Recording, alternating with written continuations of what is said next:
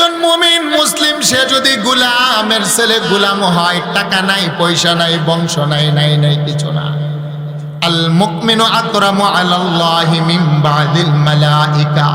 তুমি যদি প্রকৃত মুমিন হতে পারো, তোমার দাম, তোমার মর্যাদা কেমন উম্মত জাননি? তোমার মর্যাদা আল্লাহর নিকটে নূরের তৈরি ফেরেশতার চাইতো কোটি কোটি গুণ বেশি। আরেকটু জোরে বলেন আল্লাহু আকবার।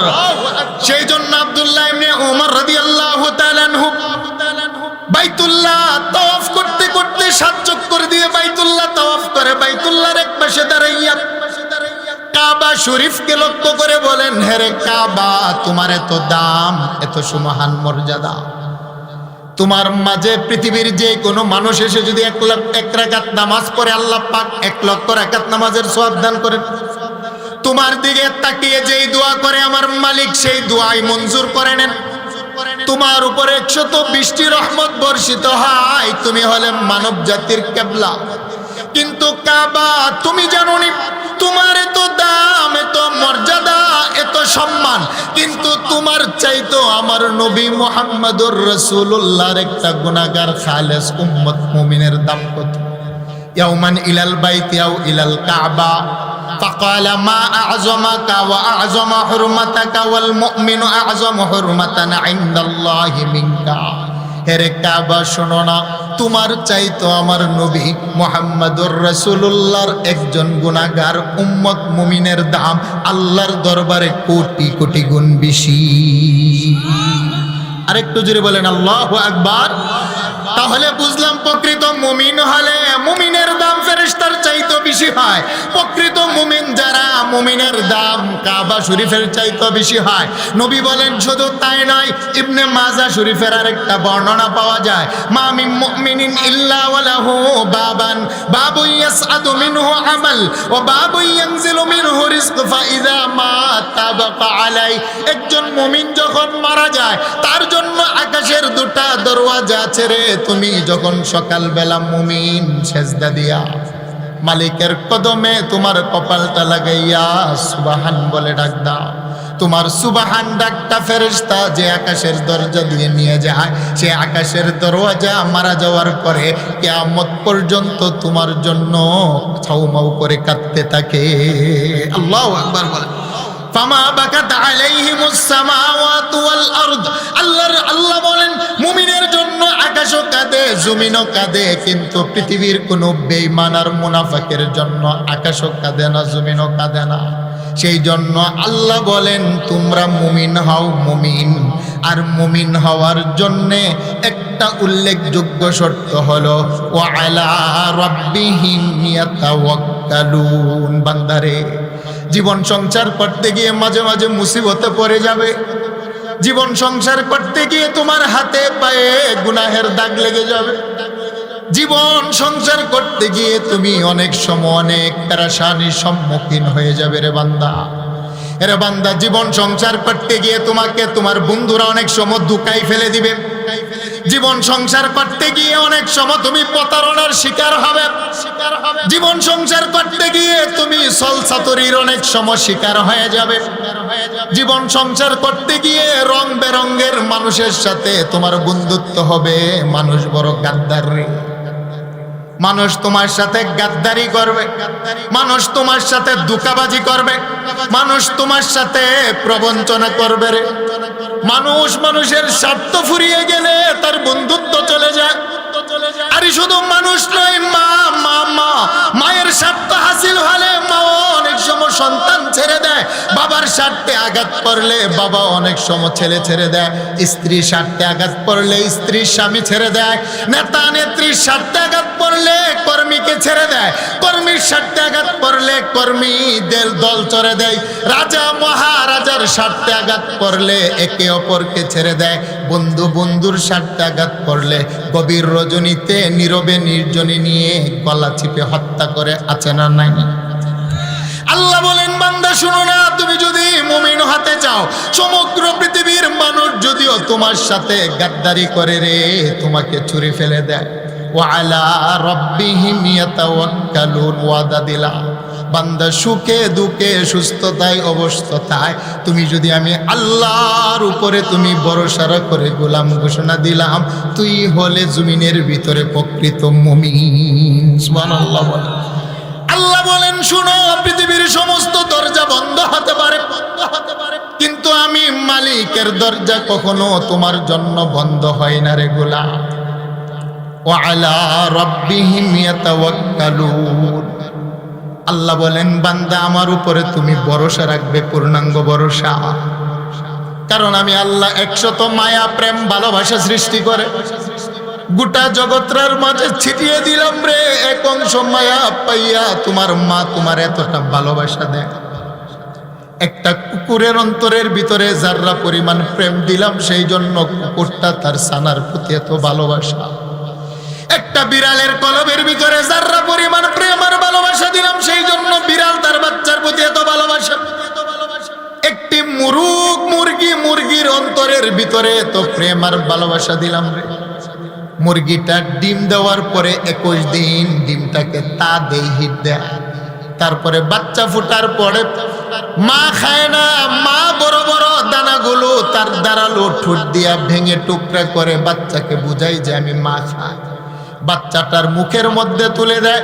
আকাশের কোনো হিংস্র জানোয়ার, চিল আর পাখি কাক যদি বাচ্চাটাকে তাপা দেয়, মার প্রেম আর ভালোবাসার দাবিতে যতটুক পারে ততটুক আকাশ পানে উড়াল দেয়। আল্লাহ বলেন, এক অংশ প্রেম আর ভালোবাসা গোটা মাখলুকাতের মধ্যে ছড়িয়ে ছিটিয়ে দিলাম, তাই প্রত্যেকের অন্তরের ভিতরে এই পরিমাণ প্রেম আর ভালোবাসা রে। আর বাকি 99টা প্রেম মায়া ভালোবাসা আমি মালিকের হাতে রিজার্ভ করে রাখলাম। ওয়া আলা রাব্বিহিম ইয়াতাওয়াক্কালুন। বান্দা শোনো না, ওয়াদা করলাম যদি সর্বহালতে আমার উপরে ভরসা রাখতে পারো, আমি আল্লাহই তোমাকে সমস্ত মুসিবত থেকে উদ্ধার করে দিই। আরেকটু জোরে বলেন না আল্লাহু আকবার। সেই জন্যই তো সাইয়্যিদানা ইব্রাহিম আলাইহিস সালাতু ওয়াস সালাম তিনার বাবা যাকে তিনি বাবা ডাকতেন আযর, তিনিও নমরুদের গোরের কর্মী ছিলেন। নিজের বাবা মিলা নমরুদ একত্রিত হইয়া, ইব্রাহিম পয়গম্বরের কোনো অপরাধ ছিল না, তাদের কাছে একটা অপরাধ, তিনি কেন কালেমার দাওয়াত দেন। বিশাল বড় অগ্নকুণ্ডলী খনন করে 40 দিন পর্যন্ত বড় বড় গাছ দিয়ে কয়লা দিয়ে আগুন প্রজ্বলিত করেছেন। কিতাবের মধ্যে লেখে যদি মাথার উপর দিয়ে 1 কিলো উপর দিয়েও পাখি চলে যায়, পাখিটা জ্বলছে আগুনে পড়ে যায়।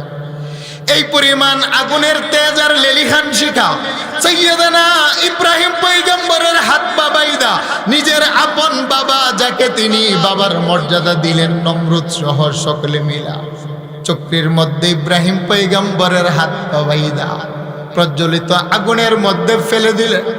ফেরেশতারা চলে আসলেন, পয়গম্বর আর তো সহ্য হয় না, যদি আমাদের কাছে সাহায্য করো। ইব্রাহিম পয়গম্বর বলেন, ওয়া আলা রাব্বিহিম ইয়াতাওয়াক্কালুন। পৃথিবীর কারো সাহায্যের প্রয়োজন নাই, আমার সাহায্য যিনি করতে পারেন একজন আওয়াজ দিয়ে বলেন তিনি কে? আরেকটু জোরে বলেন না, তিনি কে? হাসবুনাল্লাহু ওয়া নি'মাল ওয়াকিল ওয়া নি'মাল মাওলা ওয়া নি'মান নাসির। হাসবুনাল্লাহু লা ইলাহা ইল্লাহু আলাইহি তাওয়াক্কালতু ওয়া হুয়া রাব্বুল আরশিল আযীম। আল্লাহু আকবার বলেন। ইমাম বুখারী আলাইহির রাহমাত কিতাবুত তাফসীরের মধ্যে লেখে, পৃথিবীর মধ্যে সর্বপ্রথম আল্লাহর উপরে এই দোয়াটা পড়েছিলেন, হাসবি আল্লাহু লা ইলাহা ইল্লাহু আলাইহি তাওয়াক্কালতু ওয়া হুয়া রাব্বুল আরশিল আযীম। আল্লাহু আকবার বলেন না। এই দোয়াটা পৃথিবীতে সর্বপ্রথম যিনি তেলাওয়াত করেছিলেন, মুসিবতের মধ্যে পড়ে, তিনি হলেন পয়গম্বর ইব্রাহিম। সুবহানাল্লাহ বলেন। বলেন আমার ভরসা আছে একমাত্র একজনের উপরে, তিনি কে? আরেকটু জোরে বলেন, তিনি কে? সেই জন্য ইমাম বুখারী হাদিস আনলেন, পৃথিবীতে ইব্রাহিম আলাইহিস সালাতু ওয়াস সালামকে যখন আগুনের মধ্যে নমরুদ ফেলে দিলেন, আগুনের মধ্যে ফেলে দিয়ে নমরুদ যাকে বাবা ডাকতেন তিনি প্রাসাদের উপরে দাঁড়াইয়া দেখতে লাগলেন ইব্রাহিম জ্বলে কিনা। ইব্রাহিম পয়গম্বর আগুনের মধ্যে পড়ার পরে ফেরেশতা যখন সাহায্য চাইলেন ইব্রাহিম বললেন না না, আমার জন্য আমার আরশের মালিকই যথেষ্ট, তোমাদের কাছে সাহায্য চাই না। নমরুদের মন্ত্রী ইব্রাহিম পয়গম্বরের বাবা ছাদের উপরে দাঁড়াইয়া তিনি দৃশ্যটা দেখা বলেন, আগুন রে, দুনিয়ার সব কিছুকে জ্বালাইলি কিন্তু ইব্রাহিমের একটা পছন্দি তুই জ্বালাইতে পারস না। আমি তো দেখি তোর ভিতরে আমার ইব্রাহিম ফুল বাগিচায় হাঁটে। আল্লাহ। ইব্রাহিম আলাইহিস সালাতু ওয়াস সালাম যখন আল্লাহর কাছে ডাক দিলেন, হাসবি আল্লাহু লা ইলাহা ইল্লাহু আলাইহি তাওয়াক্কালতু ওয়া হুয়া রাব্বুল আরশিল আযীম। না না, দুনিয়ার কারো উপরে আমার কোনো আশা নাই, ভরসা নাই। আমি ইব্রাহিমকে যিনি বাঁচাতে পারে, যার উপরে আমার তাওয়াক্কুল ভরসা, আওয়াজ দিয়ে বলেন না তিনি কে?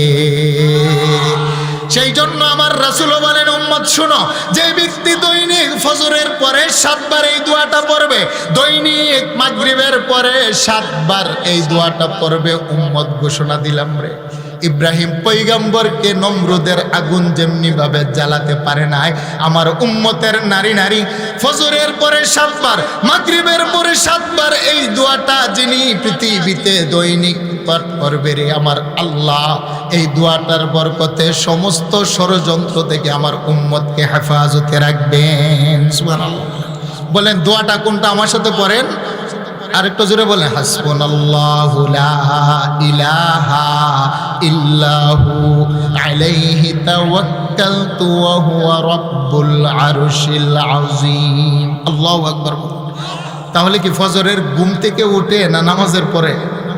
আরেকটু জোরে বলেন, ফজরের ঘুমের পরে না নামাজের পরে? আর যুবক ভাইরা বলেন, ফজরের ঘুমের পরে না নামাজের পরে?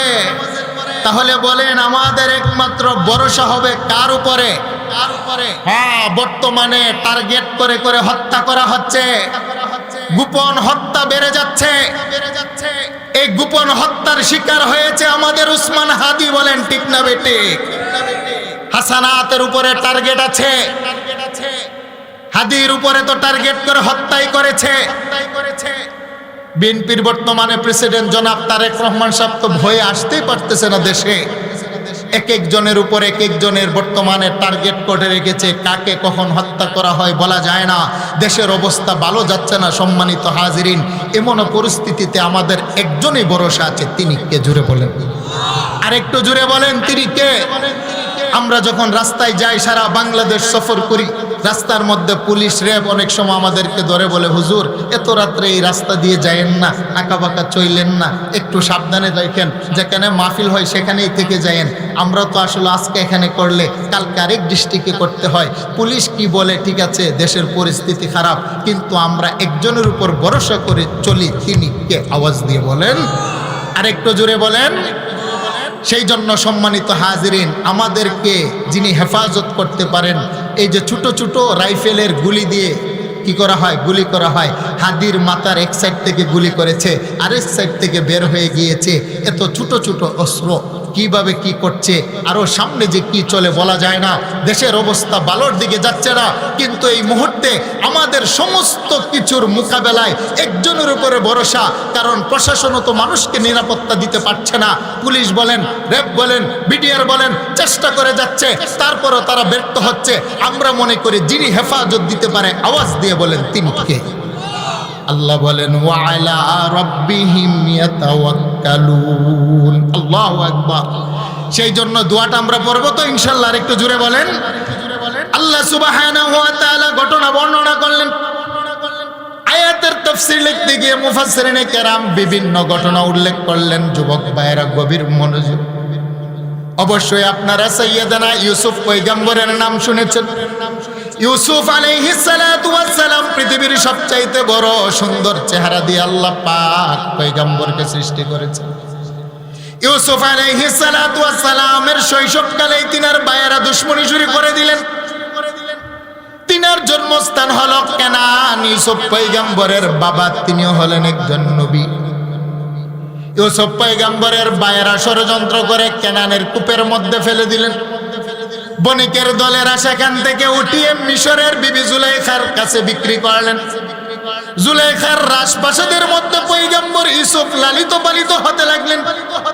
ইউসুফ যখন টকবগে যুবক হলেন, বিবি জুলাইখার নজর পড়ে গেল সাইয়েদানা ইউসুফ পয়গম্বরের উপরে। ইউসুফ পয়গম্বরকে 7টি কামরার ভিতরে ডাইগা পিছন দিয়ে তালাবদ্ধ করে ইউসুফকে প্রেমের জন্য অফার দিলেন।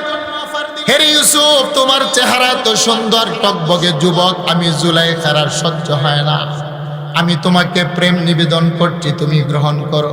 ইউসুফ বলল, জুলাইখা, তুমি হলে আমার তোমার হাতে, তুমি শৈশব থেকে আমাকে লালিত পালিত করেছো, তোমার এই প্রস্তাব আমি গ্রহণ করতে পারি না। ইত্তাকুল্লাহ, আমি আমার আল্লাহকে ভয় করি। ইউসুফ পয়গম্বর বলে, শুনো, আমার আল্লাহ তো দেখছেন না, না আমার পক্ষে সম্ভব নয়। বিবি জুলাইখা তার আঁচল খুলে তার দেবীর চেহারাটা ডেকে দিয়ে বলে, ইউসুফ, আমি তো আমার দেবদেবীর চেহারা ডেকে দিয়েছি, আমার দেবদেবী আর দেখবে না। ইউসুফ বলে, তুমি তাকে দেবতা মানো, তার চেহারা ঢাকা যায় রে, আমি যার উপরে ঈমান এনেছি আমার আরশের মালিক, তিনার চেহারায় কখনো পর্দা দেওয়া যায় না। আল্লাহু আকবার। ইউসুফ পয়গম্বরকে প্রস্তাব দিলেন। ইউসুফ পয়গম্বর বলেন, আমার পক্ষে সম্ভব নয়। তিনি একটা দূর দিলেন, আমার আল্লাহর উপরে ভরসা করে। ইউসুফ জানেন, যদিও 7টি দরওয়াজা পিছন দিয়ে বন্ধ, আমার পক্ষে সম্ভব নয়। ওয়া আলা রাব্বিহিম ইয়াতাওয়াক্কালুন, তবে যারা আল্লাহর উপরে তাওয়াক্কুল রেখে বন্ধ দরজার দিকে দূর দেয়, বন্ধ দরজার তিনি কে? ইউসুফ পয়গম্বর যখন বন্ধ দরজার দিকে ঢুক দিলেন, ইউসুফ পয়গম্বরের ইচ্ছা হলো আমি দূর দিয়ে দরজা পর্যন্ত যাই, বাকিটা আমার আল্লাহর কাজ। ইউসুফ পয়গম্বর দরজা পর্যন্ত দূর দিয়ে গেলেন। প্রথম দরজার তালাটা খুলে গেল, আল্লাহু আকবার বলেন। দ্বিতীয় দরজা পর্যন্ত গেলেন, দ্বিতীয় দরজার তালা খুলে গেল। চতুর্থ, পঞ্চম, সপ্তম দরজা পর্যন্ত গেলেন। ইউসুফ পয়গম্বর প্রত্যেকটা তালা খুলে গেল, দরজা থেকে বের হয়ে গেলেন। বিবি জুলাইখা পিছন থেকে কাপড়ে ধরে টান দিলেন।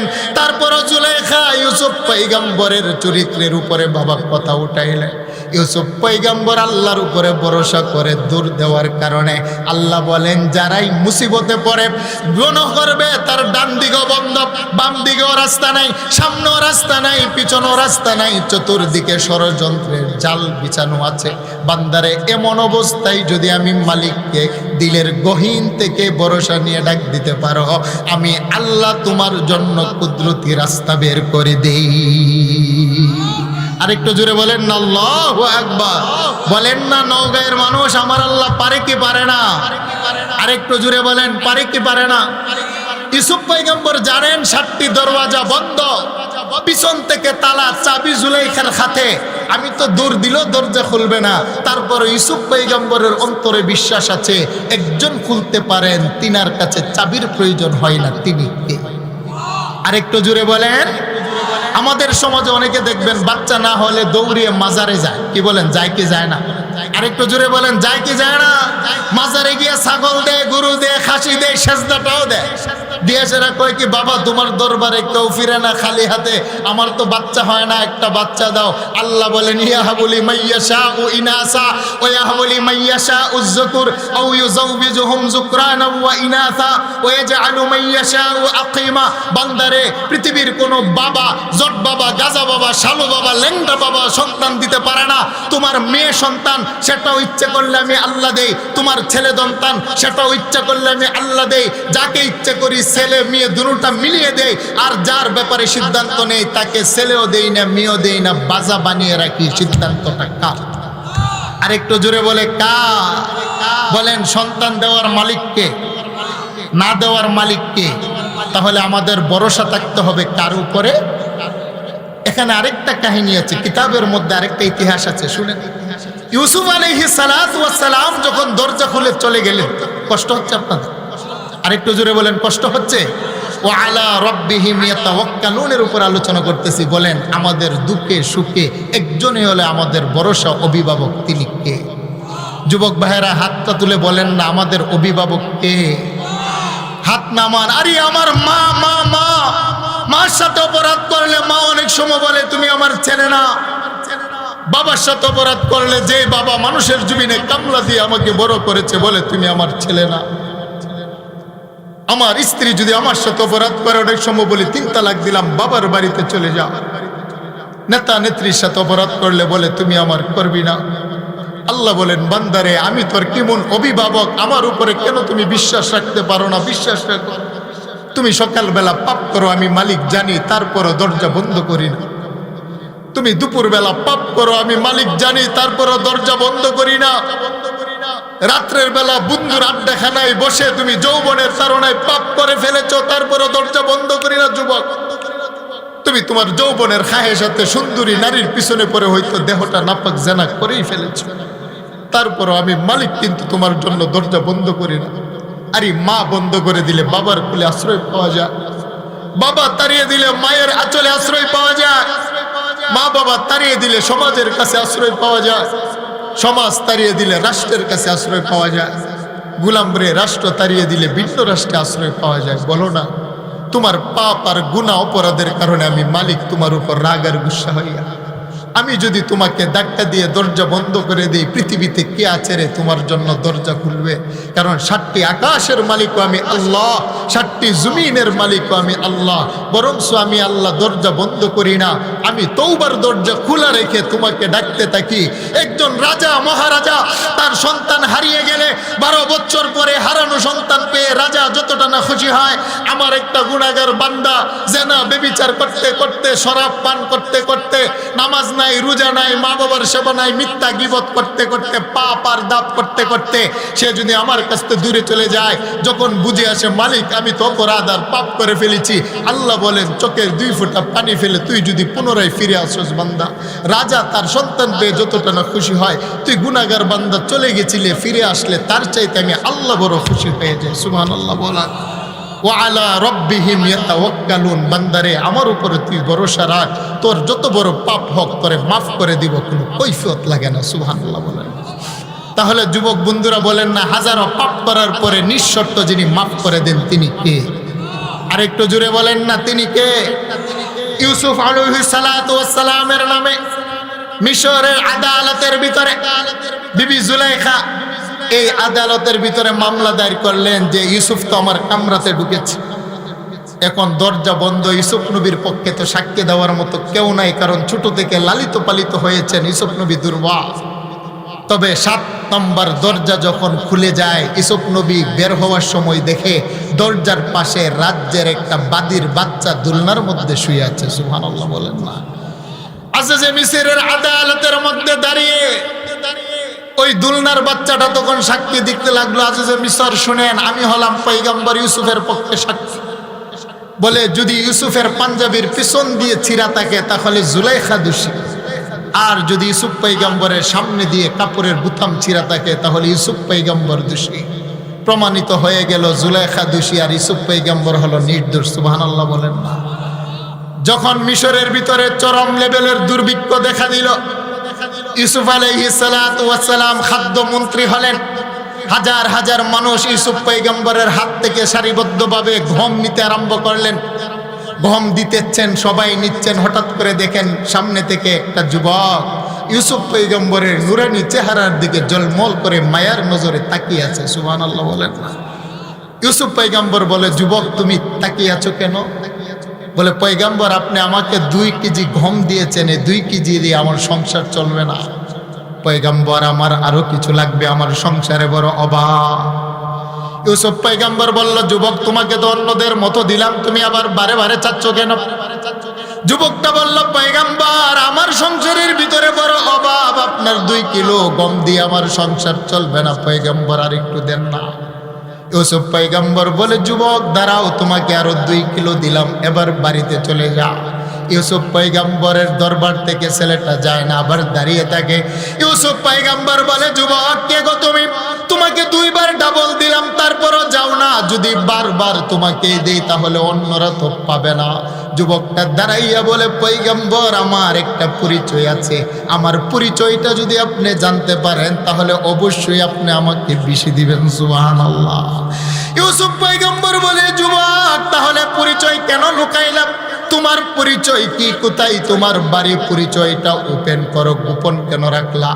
টকবগে যুবকটা দাঁড়াইয়া বলে, পয়গম্বর ইউসুফ, আপনার মনে পড়ে কিনা আজ থেকে বহু বছর আগে আপনার 7 নাম্বার দরজা খোলার পরে দরজার পাশে দুলনার মাঝে যেই বাচ্চাটা শুয়ে আপনার পবিত্রতার সাক্ষ্য দিয়েছিল, যেই সাক্ষীর ভিত্তিতে আপনাকে খালাস করে দিয়েছিল, সেই দুলনার বাচ্চাটা হলাম আমি। যুবক, সুবহানাল্লাহ বলে।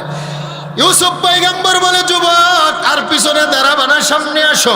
কে আছো রে? আমার খাদ্য গুডাউনের ভিতর থেকে যুবকটাকে 100 মণ গম দিয়ে দাও। সুবহানাল্লাহ বলেন।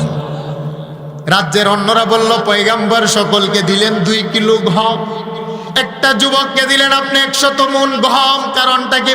ইউসুফ পয়গম্বর বলে, শোনো, সে দুলনা অবস্থায় থাকাকালীন জীবনে একবার আমার পবিত্রতার ঘোষণা দিয়েছিল।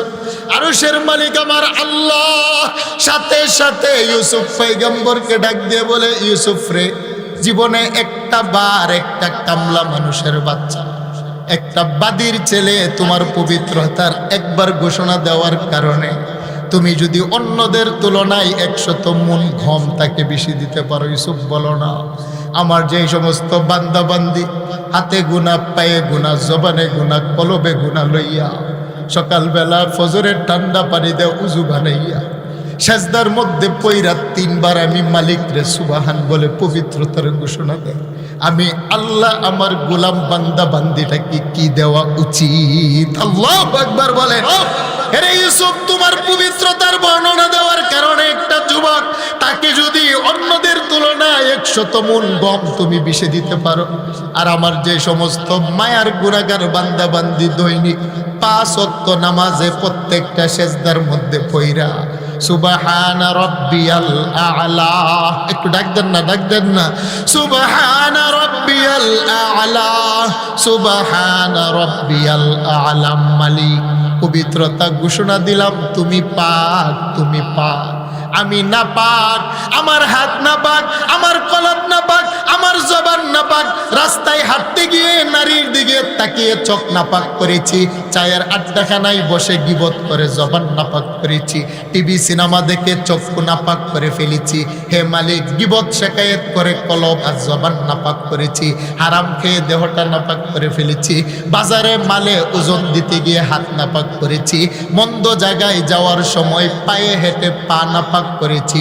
তারপরও ঘোষণা দিলাম, সুবহান রাব্বিয়াল আ'লা, তুমি পাক, তুমি পাক, তুমি পবিত্র, আমি না পাক।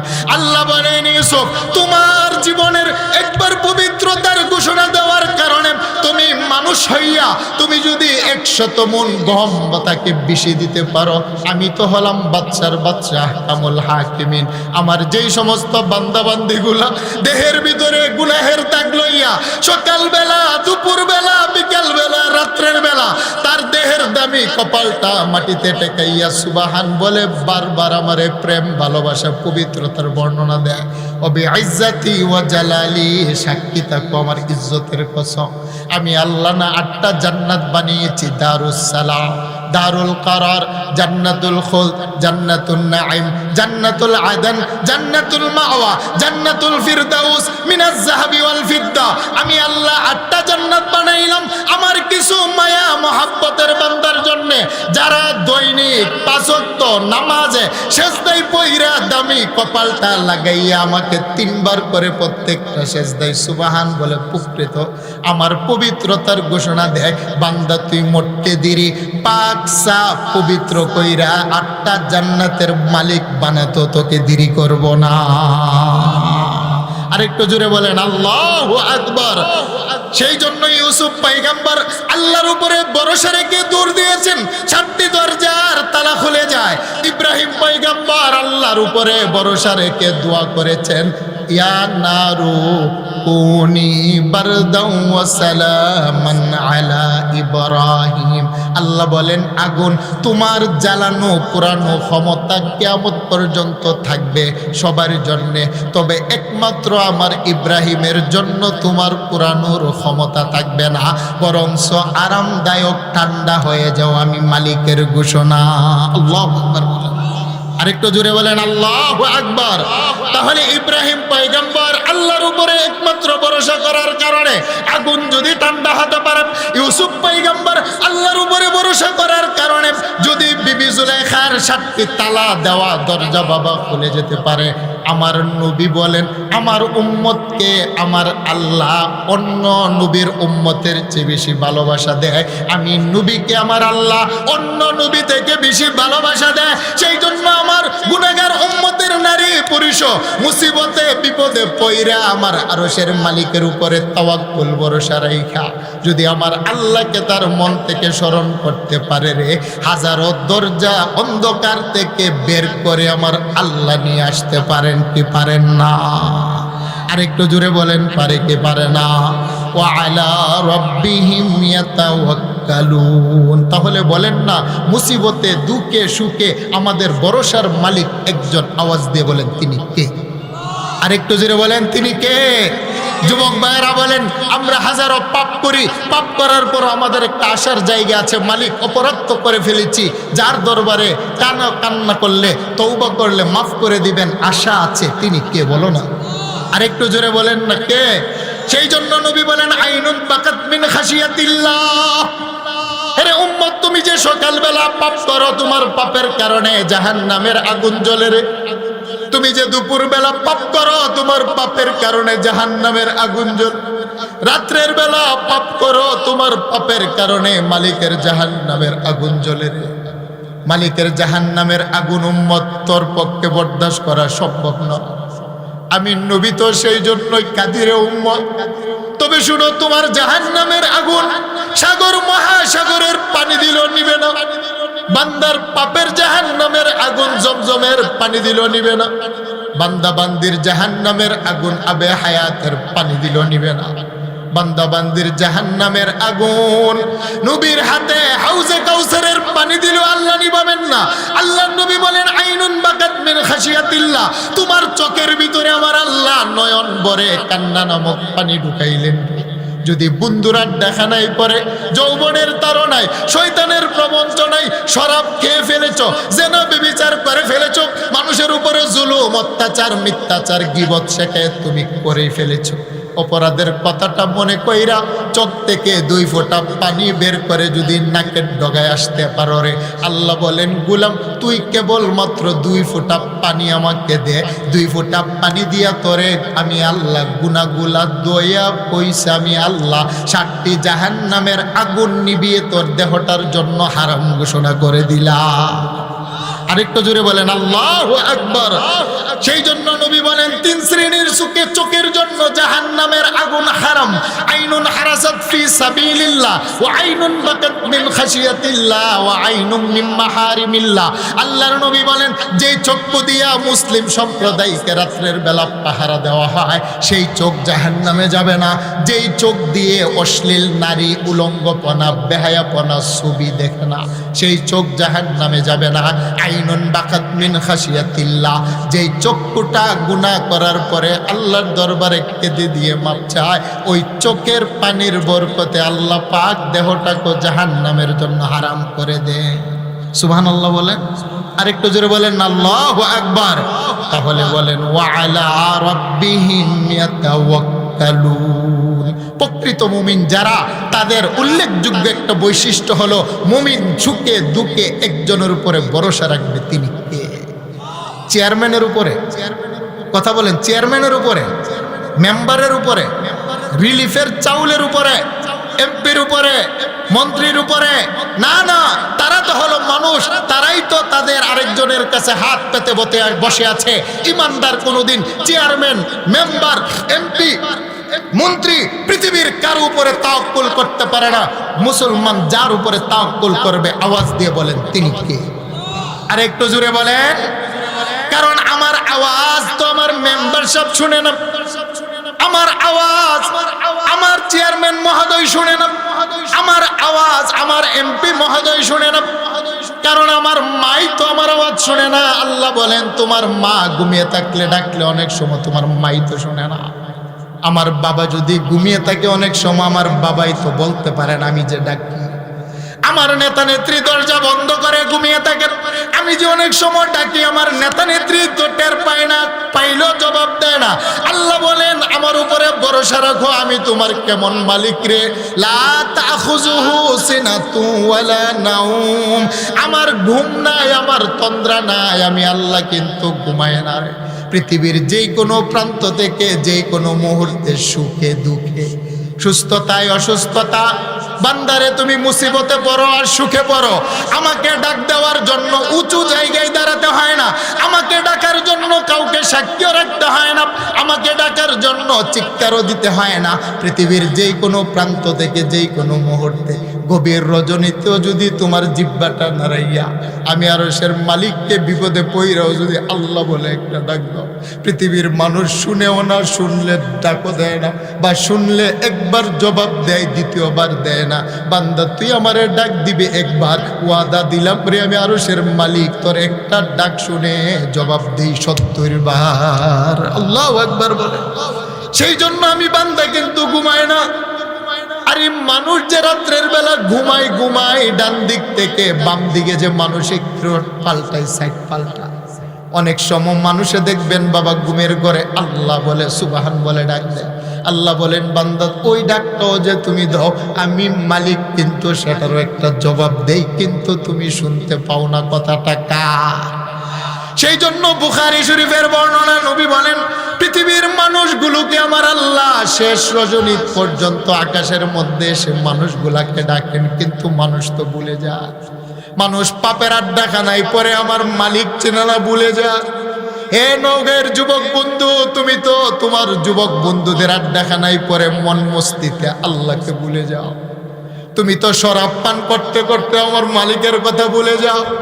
সুন্দরী নারীর সাথে ঘন্টার পরে ঘন্টা সময় কাটাও, তুমি তো আনন্দ উপভোগে আমার মালিক ভুলে যাও। কোথায় নামাজের সময় চলে যাচ্ছে, কোথায় ফজর হচ্ছে, কোথায় মাগরিব হচ্ছে।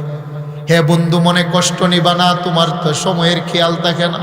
কিন্তু আমার মালিক গভীর যখন রজনী হয় প্রথম আকাশের মধ্যে রহমতের চাদর বিছাইয়া গুনাহগার বান্দাগুলাকে ডাকে, বান্দারে সারাদিন ব্যস্ত ছিলে, পাপ করলি, আনন্দ উপভোগে ছিলে, আমাকে ডাকার মতো তো তোর সময় হয় নাই। আরে তোর দেহের ভিতরে যে গুনাহের দাগ, এই মুহূর্তে যদি তুই মারা যাস তুই তো জাহান্নামে যাবি। জাহান্নামের মালিক ফেরেশতা 70 গজ শিকল দিয়ে হাত পা বাইদা তোরে যে জাহান্নামে ফেলবে আমি মালিকের তো বড় কষ্ট হয়। সেই জন্য আমার আল্লাহ গভীর রজনীতে গোটা জগতের মানুষগুলো যখন ঘুমিয়ে যায়, আকাশের পাখিগুলো যখন তার ডানার নিচে বাচ্চাকে নিয়ে ঘুমিয়ে যায়, গর্তের পিপিলিকাগুলো ঘুমিয়ে যায়, বেওয়ারিশ কুকুরগুলো যখন আপন আপন জায়গার মধ্যে ঘুমিয়ে যায়, রাস্তার গাড়িগুলো যখন গ্যারেজের মধ্যে জমা দিয়া আপন আপন কর্মীগুলো স্ত্রী সন্তান নিয়ে ঘুমিয়ে থাকে, আমার আল্লাহ আকাশের মধ্যে আইসা গুনাহগার বান্দাগুলাকে ডাকে, আসুতনি হালমিং সাইলিন হালমিম মুস্তাগফিরিন হালমিং তাইবিন। আসলে কোনো বান্দা দিনের বেলা পাপ করে ফেলেছো, এখন আমার কাছে তওবা করবে। আসলে কোনো বান্দা দিনের বেলা অপরাধ করেছো, আমার কাছে মাপ চাও। আসলে কোনো বান্দা দিনের বেলা বড় একটা অপরাধ করে আমাকে কষ্ট দিয়েছো, সময় পাও নাও, আমি নীরবে তোকে ডাকলাম, তুই ঘুম থেকে উইঠা 2 ফোঁটা পানি আমাকে দে, তোর 2 ফোঁটা পানি দিয়া তোরে মুইসা পাক কইরা আমি পবিত্র বানিয়ে দেব। সুবহানাল্লাহ, একটু জোরে বলেন না আল্লাহু আকবার। ওয়া আলা রাব্বিহিম ইয়াতাওয়াক্কালুন। তাহলে বলেন আমাদের ভরসা একটা জায়গায়, তিনি কে? একটু জিকির করেন লা ইলাহা। চা আছে? চা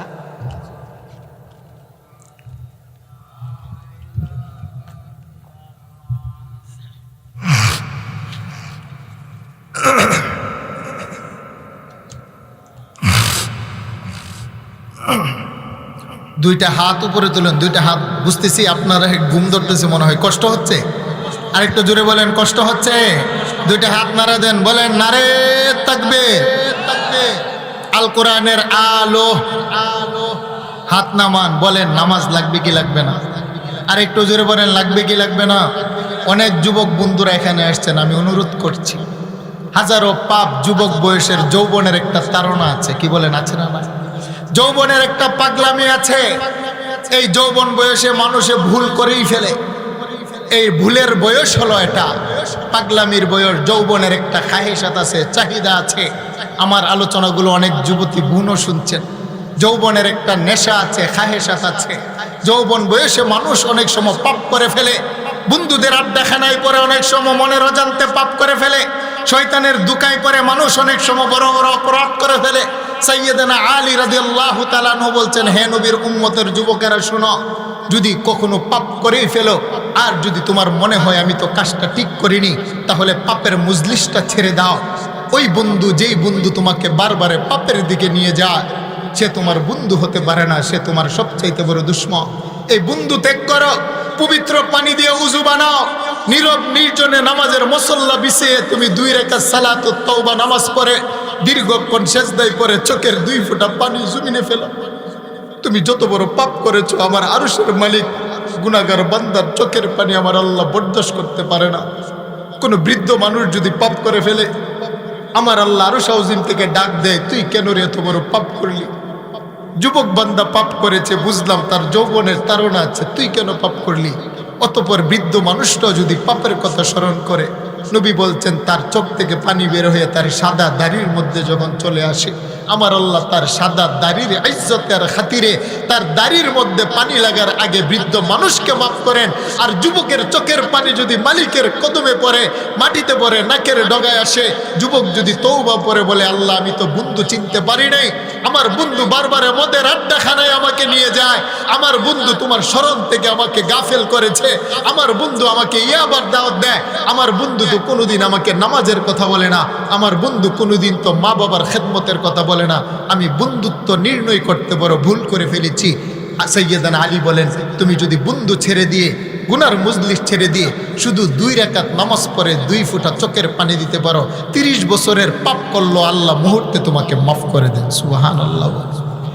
সেই জন্য আমি ঘটনা বলি, কিফিল সহিহ আবু দাউদের মধ্যে হাদিস কানা আসছে, সিয়াসিত্তার কিতাব।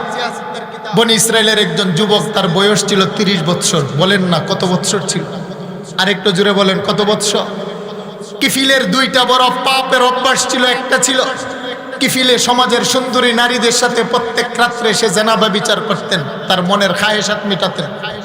যুবক ভাইরা গভীর মনোযোগ, আমার আল্লাহ কত বড় দয়ালু শোনো। এবং সমাজের মধ্যে সে সুদের ব্যবসা করতেন, টাকা দিয়ে টাকা কামাতেন। একদিনের ঘটনা, ওই এলাকার একজন আল্লাহওয়ালি নারী, তার স্বামী মারা যাওয়ার পরে সংসারের হাল ধরার মতো কেউ ছিল না, বড় অভাবে পড়ে কিফিলের বাড়িতে গেলেন। কিফিল, আমাকে 60টি দেনার তুমি হাওলাত দাও। কিফিল বলল, শোনো, তোমাকে দেখতে তো বড় সুন্দরী দেখা যায়, আমার একটা চরিত্র বড় খারাপ, তোমাকে 60টি দেনার দিব, তবে রাত্রের বেলা বাচ্চাদেরকে তুমি কম দিয়ে আটা বানিয়ে খাইয়ে ঘুম পাড়িয়ে একা একে আমার বাড়িতে আসতে হবে, তোমার সাথে আমার স্বামী স্ত্রীর মতো কিছু কাজ আছে। নাউজুবিল্লাহ বলেন। নারী বলল যে, কিফিল, আমি তোমার কাছে কর্জ নিতে আসছি। বলে, আমি তো কর্জ দেই না, আমি সুদের উপরে দেই। তুমি কি 60 দেনারের সুদ দিতে পারবা? বলে, না, সুদ দিতে পারবো না। বলে, নাইলে তোমার দেহ দাও। ওই ব্যক্তি সে অপারগ হয়ে কিফিলের কথায় প্রস্তাবে রাজি হয়ে গেলেন।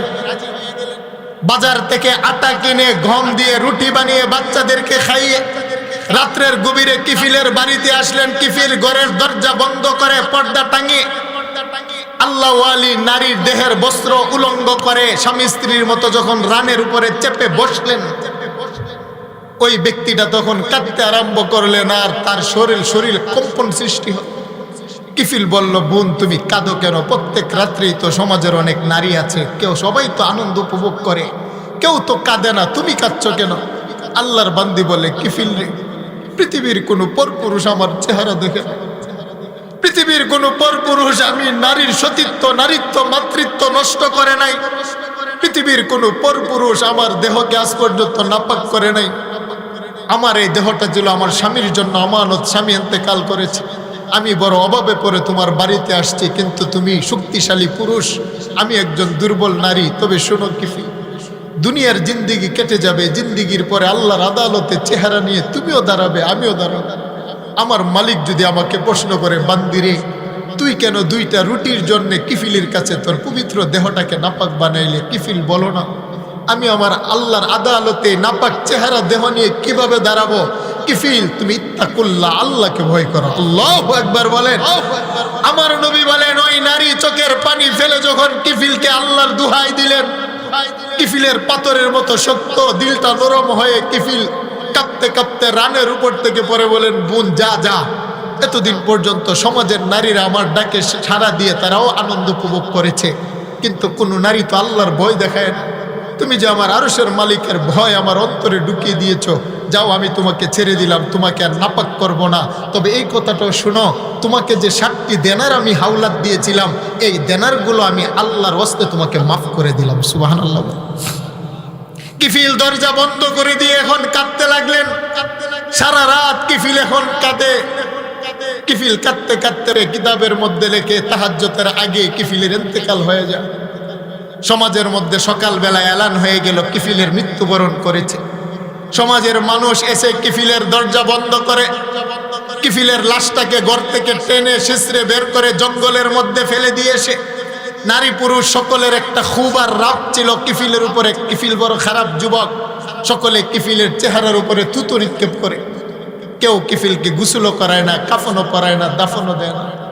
ওই জমানায় বনী ইসরাইল আল্লাহর এক আবেদ ছিল, আল্লাহ পাক দিলের মধ্যে এলকা করলেন, হে আমার বন্ধু, তুমি যাও না, ওই কিফিলের লাশটা জঙ্গলে পড়ে আছে, নিজ হাতে গোসল করাও, কাফন পরাও, দাফন পরাও, জানাজার নামাজ দাও।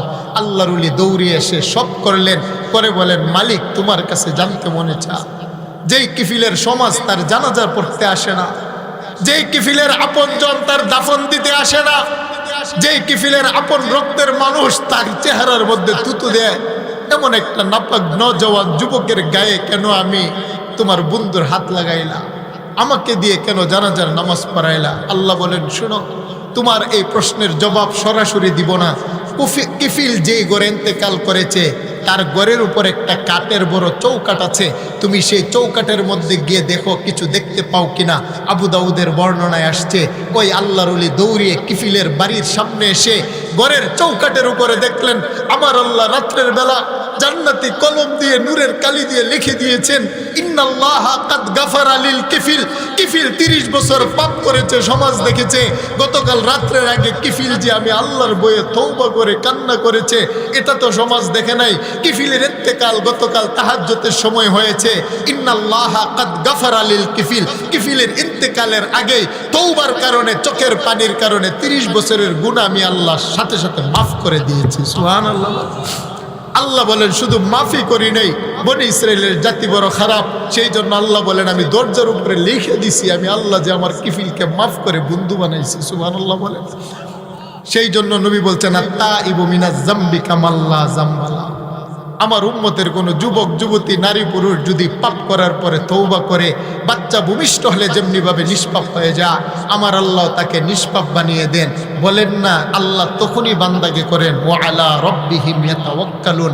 বান্দা যদি 100তে 100 আল্লাহর উপরে ভরসা রাখে। বলেন ঠিক না বেটি? আরেকটু জোরে বলেন।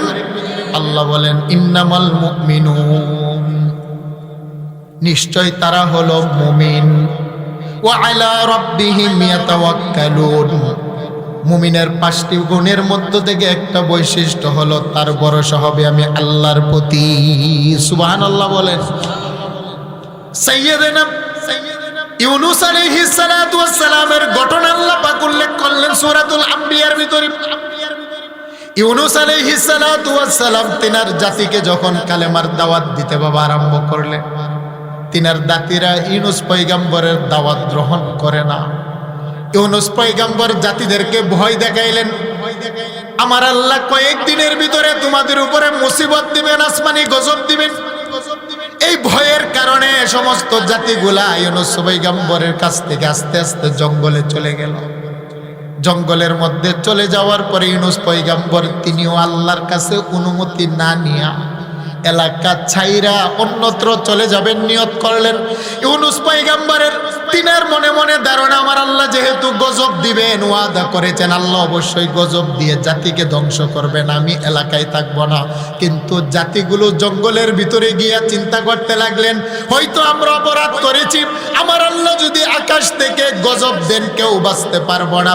সেই জন্য সকলে মিলে যখন তওবা করতে আরম্ভ করলেন, আমার আল্লাহ জাতির উপর থেকে আযাবটা সরিয়ে দিলেন। কিন্তু ইউনূস পয়গম্বর খবরটা পাইলেন না।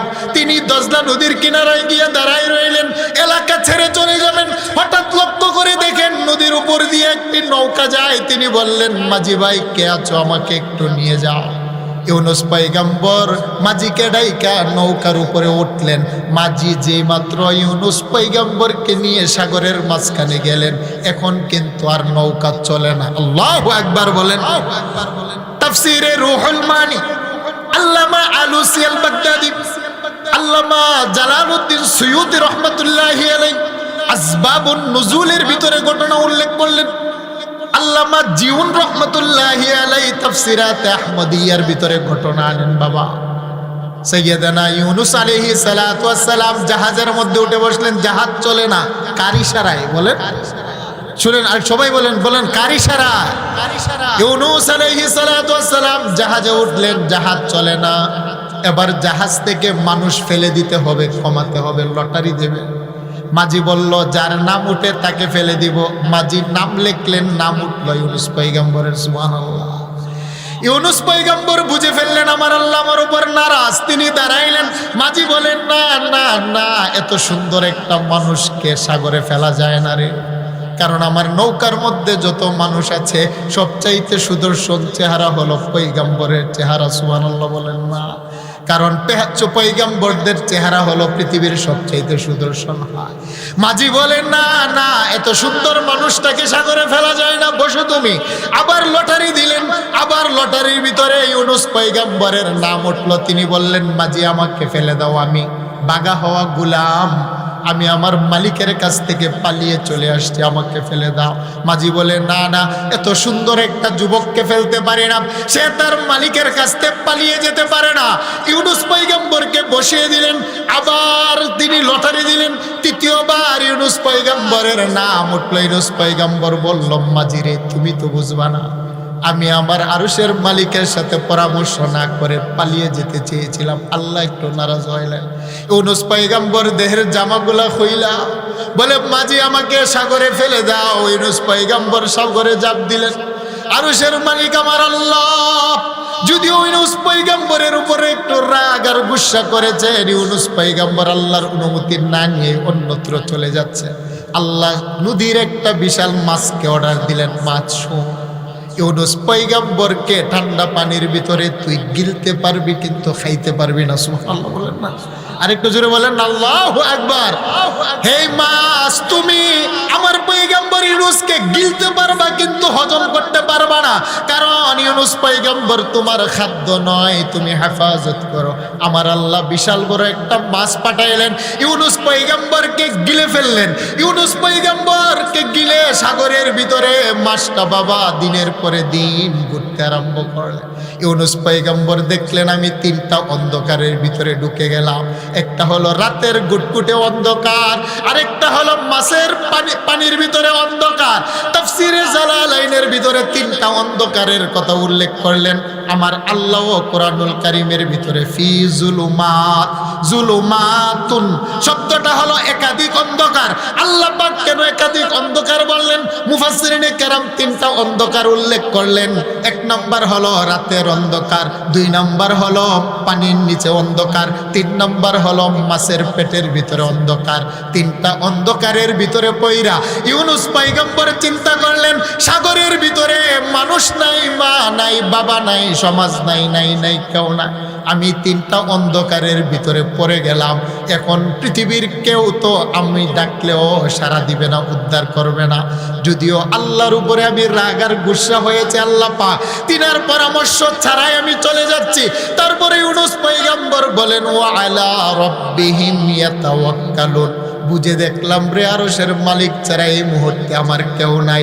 আল্লাহ কোরআনে বলেন ইউনুস পয়গম্বর 3টা অন্ধকারের ভিতরে পইরা নবী মুহাম্মদ সেদিন আমি আল্লাহকে সেদিন একটা ডাক দিয়েছিল। আল্লাহু আকবার। ইউনুস পয়গম্বর 3টা অন্ধকারের ভিতরে পইরা তিনি চিন্তা করে দেখলেন পৃথিবীর সাগর মহাসাগরের কোনো মাঝি মাল্লা আমার চিৎকারের আওয়াজ শুনবে না। কিয়ামত যদি হয়ে যায় যে অন্ধকারের ভিতরে আছি কেউ আমাকে উদ্ধার করবে না। ফানাদাহু ফিজ যুলুমাত ফানাদা ফিজ যুলুমাত। আল্লাহ বলেন বন্ধু আপনি স্মরণ করুন ইউনুস পয়গম্বরের সেই ঘটনা যখন 3টা অন্ধকারের ভিতরে পড়ে ফানাদা ফিজ যুলুমাত। আমি আল্লাহকে নেদা নেদা মানে মুনাজাত দেওয়া, আমি আল্লাহকে একটা ডাক দিয়েছিল। কি ডাক? আপনারা আমার সাথে দেন লা ইলাহা ইল্লা আনতা সুবহানাকা ইন্নী কুনতু মিনাজ জালিমিন। পড়েন লা ইলাহা ইল্লা আনতা সুবহানাকা ইন্নী কুনতু মিনাজ জালিমিন, যেটাকে দোয়া ইউনুস বলা হয়। ইউনুস পয়গম্বর বলতে লাগলেন 3টা অন্ধকারের ভিতরে লা ইলাহা, নাই কোনো ইলাহ, নাই কোনো আল্লাহ, ইল্লা আনতা, একমাত্র মালিক তুমি ছাড়া আমার কোনো ইলাহ নাই, আমার কোনো সাহায্যকারী নাই, আমার কোনো উপাস্য নাই, আমার কোনো বিধানদাতা নাই, আমার কোনো মালিক নাই, আমার কোনো রাজ্জাক নাই, ইল্লা আনতা, তবে আমার যিনি বাঁচানেওয়ালা, আমার ডাক যিনি শুননেওয়ালা একমাত্র কে? আওয়াজ দিয়ে বলেন, আওয়াজ দিয়ে বলেন না কে? ইল্লা আনতা মালিক, আমার কোনো ইলা নাই, ডাক শুননেওয়ালা নাই, উপাস্য নাই, ইল্লা আনতা একমাত্র তুমি ছাড়া। সুবহানাকা মালিক ঘোষণা দিলাম আমি অপরাধী, আমি বাগা হওয়া গোলাম, আমি তো তোমার সাথে পরামর্শ না করে জাতিকে ভয় দেখিয়ে একলা একলা চলে যেতে চেয়েছিলাম। আল্লাহ আমি অপরাধী, সুবহানাকা ঘোষণা দিলাম তুমি পাক, তুমি পাক, আমি অপরাধী, আমি অপরাধী। ইন্নী কুনতু মিনাজ জালিমিন, শুধু অপরাধী নয় আমি জালেম, জুলুম করেছি, নিজের উপরে নিজে জুলুম করেছি, অপরাধ করেছি মালিক, তবে সমস্ত অপরাধের দায়িত্ব নিজের মাথা নিলাম। ইল্লা আনতা সুবহানাকা, আর ঘোষণা দিলাম তুমি পাক, তুমি পাক। এবার আরশের মালিক খুশি আর রাজি হইয়া আল্লাহ এখন একটা ঘোষণা দিলেন। সুবহানাল্লাহ বলেন না? একটা জোরে বলেন না আল্লাহু আকবার। ফাস্তাজাবনা লাহু, আল্লাহ বলেন বন্ধু স্মরণ করেন ইউনুস পয়গম্বর যখন 3টা অন্ধকারের ভিতরে পইরা আমি আল্লাহর উপরে ভরসা কইরা আমাকে যখন ডাক দিয়েছিল, আমি আল্লাহর সাথে সাথে ইউনুস পয়গম্বরের ডাকের জবাব দিয়েছি। আরেকটু জোরে বলেন আল্লাহু আকবার। ওয়ানাজ্জাইনাহু, আল্লাহ বলেন মুক্তিও দান করেছি। ওয়ানাজ্জাইনার তাফসীর লিখতে গিয়ে কাজী সানাউল্লাহ পানিপতি রহমতুল্লাহ আলাইহি লিখেছেন আল্লাহ ওয়ানাজ্জাইনা, আল্লাহ মুক্তি দিলেন কিভাবে? আল্লাহ মাছকে বললেন শোনো তুমি এতদিন তো পেটে রাখলা 40 দিন, এখন তো আর গিলতে পারবা না, তবে এটাকে বের করে দাও। মাছ বলে যে আল্লাহ কোথায় বের করে ফেলবো? সাগরের মাঝখানে। আল্লাহ বলেন না, সাগরের মাঝখানে ফেললে আমার পয়গম্বর 40 দিন পেটের ভিতরে ছিল, তো আমার পয়গম্বরের দেহ বড় নরম, সাগরের কিনারায় নিয়ে ফেলে আসো। মাছ করলেন কি? বাটার জন্য অপেক্ষা করলেন। যেই মাত্র বাটার পানির মধ্যে জোয়ারের জন্য অপেক্ষা করছিলেন, জোয়ার দেখবেন বাটা হইলে অনেকটা সাগরের নিচে পানি চলে যায়। যখন ইউনুস পয়গম্বরকে তার পেট থেকে বের করে দিলেন, জোয়ারের পানি ধাক্কাইয়া পাহাড়ের পাদদেশে নিয়ে লাগিয়ে দিলেন। কিতাবের মধ্যে লেখছে এখন তিনার শরীরটা বড় দুর্বল, থেতলে গেছে, সাদা হয়ে গেছে, 40 দিন মাটির মাছের পেটে, মাছের লুট পিচ্ছিল পানি সব কিছু লেগে আছে। এখন তাকে কে উদ্ধার করবে? তাই জঙ্গলে যারা বকরি আছে, সুবহানাল্লাহ বলেন, জঙ্গলে বেওয়ারিশ কিছু বকরি আছে, জঙ্গলি বকরি, আল্লাহ পাক ফেরেশতার মাধ্যমে বকরি যখন সারাদিন গাছকে তার উলালের মধ্যে দুধ হয়, আল্লাহ ফেরেশতার মাধ্যমে ইউনুস আলাইহিস সালাতু ওয়াস সালামের সাগরের পাশে এনে ইউনুস নবীর চেহারার সামনে বকরির 2টা উলাল ধরে দিতেন। ইউনুস পয়গম্বর চুষে চুষে সেখান থেকে দুধ পান করতেন, কারণ বকরির দুধের ভিতরে শেফাও আছে, শক্তি আছে। এইভাবে আল্লাহ সুবহানাহু ওয়া তাআলা ইউনুস আলাইহিস সালাতু ওয়াস সালামকে ওয়ানাজ্জাইনাহু, এই কঠিন মুসিবত থেকে মুক্তি দিলেন। ইউনুস নবীর দেহের চামড়া যেহেতু সাদা হয়ে গিয়েছিল মাছের পেটের ভিতরে থাকার কারণে, আপনারা বলেন হাত যদি কেটে যায় প্লাস্টিক দিয়ে যদি বাঁধেন 3 দিন পরে খুললে উপরের চামড়া থেকে ভিতরের চামড়াটা একটু সাদা হয় কিনা? আরেকটু জোরে বলেন সাদা হয় কিনা? বেন্টিসের জায়গাটা। ইউনুস আলাইহিস সালাতু ওয়াস সালাম 40 দিন মাছের পেটে। তাফসিরাত আহমদিয়া মুল্লা জিউন রহমাতুল্লাহি আলাইহি লিখেন তিনার দেহটা সাদা হয়ে গিয়েছে, সাদা চামড়ার উপরে মাছি বসে, তাই আল্লাহ পাক কুদু গাছ জন্মাই দিলেন। সুবহানাল্লাহ বলেন না? লাউ গাছের পাতাতে মাছি আসে না। সুবহানাল্লাহ কর। কালকে গিয়ে তালাশ করে দেখেন লাউ গাছের পাতার ভিতরে মাছি বসে কিনা। লাউ গাছের বড় বড় পাতা ছড়িয়ে দিলেন আল্লাহর কুদরতে। ইউনুস পয়গম্বর লাউ গাছের পাতার কাছে গিয়ে দেহ লাগিয়ে শুইলেন, আর সেই জঙ্গলের বকরিগুলো এসে ইউনুস পয়গম্বরকে যখন দুধ পান করান, আস্তে আস্তে ইউনুস পয়গম্বর সুস্থ হইলেন। এখন এই ঘটনাটা তো হলো ইউনুস পয়গম্বরের ঘটনা। ইউনুস নবী তো কোনো আমার নবীর উম্মত নয়, আমরাও ইউনুস নবীর উম্মত নয়। তাহলে আল্লাহ শিক্ষাটা দিলেন কি? আল্লাহ পরের আয়াতের ভিতরে বলেন, বন্ধু হে, আপনার মনে হয়তো একটু মনক্ষুণ্ণ হতে পারে যে 3টা অন্ধকার থেকে ইউনুস পয়গম্বরকে এত বড় মুক্তি দিলেন, এ ঘটনা শুনাই আল্লাহ আমার লাভ কি? আল্লাহ বলেন, বন্ধু মন কষ্ট নেবেন না। ওয়াকাযালিকা নুনজিল মুমিনিন, আপনার মুমিন বান্দা যারা, তারা যদি এর চাইতে বড় মুসিবতে পইরা আমি আরশের মালিকের উপরে ভরসা কইরা আমাকে যদি ডাকার মতো ডাকতে পারে, আপনি বন্ধুর খাতিরে আপনার গুনাহগার উম্মতকে আমি আল্লাহ উদ্ধার করে দেব। সুবহানাল্লাহ। আপনার উম্মতকে আমি উদ্ধার করে দেব। যেমন বনি ইসরাইলের এক যুবকের ঘটনা আমার রাসূল সাহাবায়ে কেরামকে নিয়ে বলছেন, সারা দিন বছর রোজা রাখে, সারা রাত তাহাজ্জুদের নামাজ পড়ে, 1000 বছর হায়াত পেয়েছেন। সাহাবায়ে কেরাম বলেন, ইয়া রাসূলুল্লাহ, আমাদের হায়াত অল্প, আমরা তো রোজা রাখতে পারবো না, তো নামাজও পড়তে পারবো না। জিব্রাইলকে দিয়ে আল্লাহ বলেন, হে জিব্রাইল, আমার বন্ধুর উম্মতের মন খারাপ, যা যা আমার বন্ধুর উম্মতকে বলো তারা যেন মনে কষ্ট না পায়। আর এই বনি ইসরাইলের যুবক 1000 বছর হায়াত পেয়ে যত ইবাদত করেছে, আমার বন্ধুর খাতিরে, ইন্না আনজালনাহু ফি লাইলাতিল কদর ওয়া মা আদরাকা মা লাইলাতুল কদর লাইলাতুল কদরি খায়রুম মিন আলফি শাহর তানাজ্জালুল মালাইকাতু ওয়ার রূহু ফি আমরি। আল্লাহ বলেন, বন্ধু যান, আপনার উম্মত যে আফসোস করছে, আপনার উম্মতকে একটা রাত্র দিলাম বনে ইসরাইলের যুবকের চাইতে 83 বছর 4 মাসের চাইতে এক রাত্রের ইবাদত উত্তম। সুবহানাল্লাহ বলেন।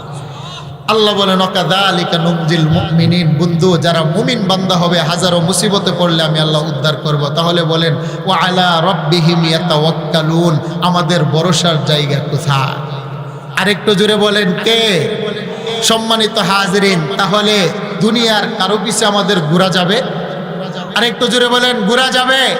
তাহলে আমাদের জীবনদাতাকে, আমাদের বিধানদাতাকে, আমাদের জীবন মরণ, সালাত, রোজা, কুরবানি, ইন্না সলাতি ও নুসুকি ও মাহইয়ায়া ও মামাতি লিল্লাহি রাব্বিল আলামিন, সব কিছুর মালিক যেমন আমার আল্লাহ, আর সর্ব অবস্থায় আমার ভরসাও একটা জায়গায় থাকতে হবে। তিনিও কে? জুড়ে বলেন, একটু জিকির করেন, লা ইলাহা।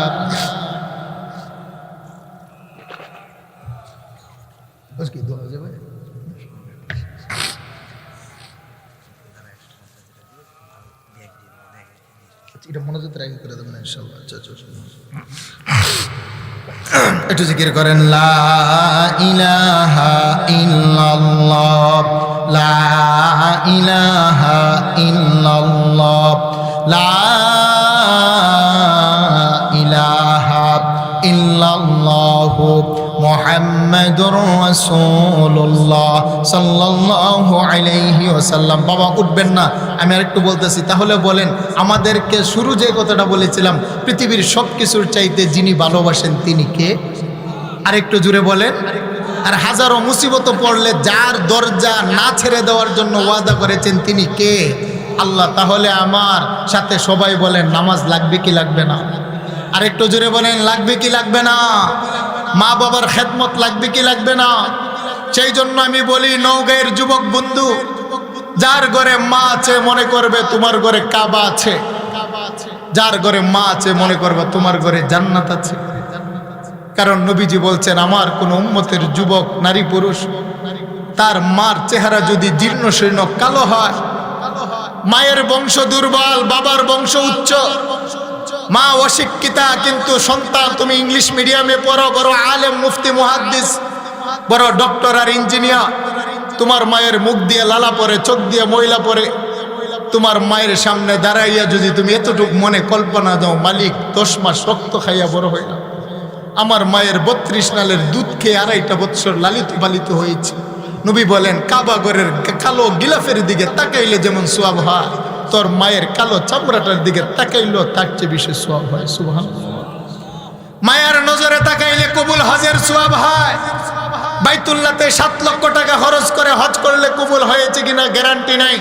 ইবনে মাজা শরীফের বর্ণনা, নবীজি বললেন আল্লাহু আকবার ওয়া আতরাবু ইয়ানজুরু ইলাল উম্মিহি, কেউ যদি তার মায়ের দিকে মায়ের নজরে তাকায়, তুমি যদি 100 বার তাকাও তুমি 100টা হজের সওয়াব পাবা। সেই জন্য যা রাজুলুন ইলা রাসূলিল্লাহ সাল্লাল্লাহু আলাইহি ওয়াসাল্লাম, নবীর দরবারে একজন সাহাবী এসে বললে হাকুল উসনি সাহাবাতি ইয়া রাসূলুল্লাহ, আমার পরিবারের মধ্যে কার উপরে সবচেয়ে বেশি হক? নবী বললেন ক্বালা উম্মুকা, নবীজি বলেন না মায়ের পরে কে? ক্বালা সুম্মা মান, নবী বললেন ক্বালা উম্মুকা। ক্বালা সুম্মা মান, নবী অতঃপর কে? নবী বললেন উম্মুকা। ক্বালা সুম্মা মান, নবীজি বলেন না কে? নবীজি বললেন উম্মুকা। নবীজি বলেন না ক্বালা সুম্মা মান, অতঃপর কে? নবীজি বলেন ক্বালা আবুকা। মায়ের কথা 3 বার, বাবার কথা 1 বার। সেই জন্য নবীজি বলেন যার ঘরে মা আছে তার ঘরে হজের সামান আছে। মায়ের চেহারার দিকে তাকাইলে হজের সওয়াব হয়, আর যার ঘরে বাবা আছে তার ঘরে জান্নাতের দরওয়াজা আছে। সুবহানাল্লাহ। বলে রিদার রব্বি ফি রিদাল ওয়ালিদ, সাখাতুর রব্বি ফি সাখাতিল ওয়ালিদ। যদি সন্তান তোমার আচরণের দ্বারা তোমার মা রাত্রের গভীরে চোখের পানি দিয়ে বালিশ ভিজা, মনে করবা আল্লাহর আরশটাও তোমার উপরে নারাজ হয়। আর যদি তোমার উপরে যদি মা কোনো আনন্দে যদি মুস্কি হাসি দেয়, আল্লাহর আরশটাও তোমার উপরে খুশি হয়। পৃথিবীতে বড় বড় কতগুলো কবিরা গুনাহ আছে, এর মধ্যে একটা হলো আল কাবাইর, আল ইশরাকু বিল্লাহ, হুকুকুল ওয়ালিদাইন, ইয়ামিনুল গুমুস। একটা হলো আল্লাহর সাথে কাউকে শিরিক করা, আল্লাহ ছাড়া কারো কদমে সেজদা দেওয়া যেন আমার আল্লাহ বরদাস্ত করতে পারে না। তদ্রূপ ভাবে কোন নওজওয়ান যুবক যদি তার আচরণের দ্বারা তার মা বাবা ফুফায়া ফুফায়া কাঁদে, মা জনম দুঃখিনী যদি দরজার পাশে দাঁড়াইয়া তার চোখের পানি সারের আঁচল দিয়ে ভিজা, রাত্রের বেলা তার এই গরিব বাবাটা, তার অসহায় বাবা, তার কামলা বাবা, অশিক্ষিত বৃদ্ধ বাবাটা যদি তার আচরণের দ্বারা কারো কাছে বলতেও পারে না, নির্জনে নির্জনে রাত্রে শুয়ে শুয়ে চোখের কর্নার দিয়ে পানি ভেসে তার বালিশ ভিজে, আল্লাহ রাসূল বলেন আল্লাহর সাথে শিরিক করা যেমন বড় গুনাহ, তুই তোর মা বাবার চোখ দিয়ে পানি আনলি সেটাও মারাত্মক ধরনের বড় গুনাহ। নাউজুবিল্লাহ।